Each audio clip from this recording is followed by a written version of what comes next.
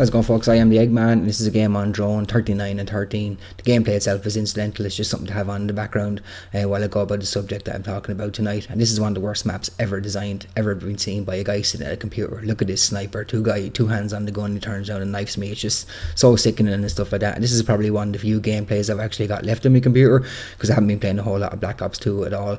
Everyone knows the reasons why. It's just an unplayable piece of shit. But back when I started playing online, it was Modern Warfare 2.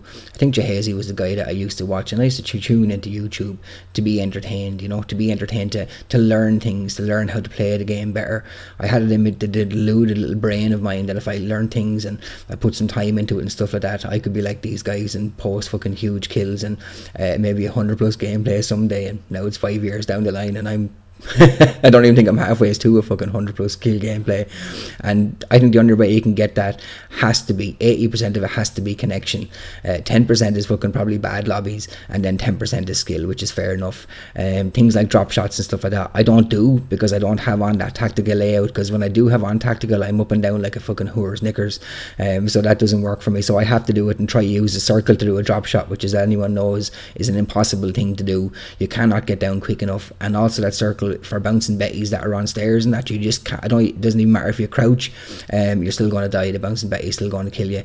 So the frustration and things like that is quite annoying. But obviously getting into YouTube 4 or 5 years ago, I started to follow the likes of Chris Smoove, who I still follow to this day. Thunder then, probably only from the Black Ops 1 videos, but he was the man then, he's still the man now. And obviously along the way I picked up following Woody's Gamertag, X-Jaws, Never Wings or Redemption. Was never a fucking fan of that fat fuck sitting in his chair with a fucking treadmill behind him. Is that not irony? I'd say that's ironic. And White Boy 7th Street, yeah, he's a bit mad in the head. I don't mind him. I don't mind White Boy too much, but I wasn't really aware that they were in this to make money and stuff like that until Woody, probably in the last year and a half, had said about leaving his job for the Fortune 500 company, Cisco, I think it was the one that he was working for. And then about 2 or 3 months after he said that he'd left Cisco and stuff, and he's going full time on YouTube and his family supporting him and his agonising decision and all this sort of crack, he said he'd paid off the mortgage on his house.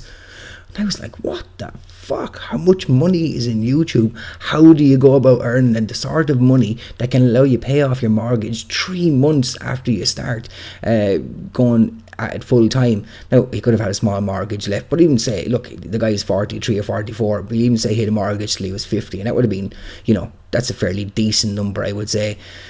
He must have earned 25,000 in that 3 months, and the way he's getting money is through his family and whoring out his family. And then the seedier side of the things is obviously giving fucking kids sex advice, and that's where I draw the line. And I was sub to Woody's Gamertag, but it was for things like, what's new on the PlayStation 4 and the patches and stuff like that. So I just wouldn't bother having to go and get the information myself. He could give it to me. But now, fuck you, Woody, unsubbed.